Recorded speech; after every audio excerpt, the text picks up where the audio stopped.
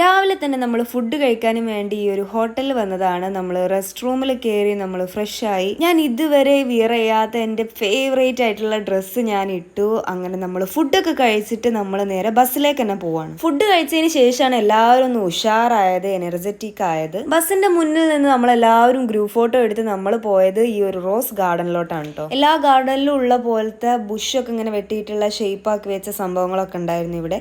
സംഭവം ഉഷാറായിരുന്നു. നല്ലൊരു ക്ലൈമറ്റ് ആയതുകൊണ്ട് നല്ലൊരു വൈബായിരുന്നു ഇവിടെ നിന്ന് കാണാൻ. പിന്നെ സോനാപ്പിക്ക് വേണ്ടിയിട്ടുള്ള ഫേവറേറ്റ് ആയിട്ടുള്ള പ്ലേ സെക്ഷൻസും ഇവിടെ ഉണ്ടായിരുന്നു. ഇങ്ങനെ കീയാനുള്ളതും ഊഞ്ഞാലും ഒക്കെ ഇവിടെ ഉണ്ടായിരുന്നു.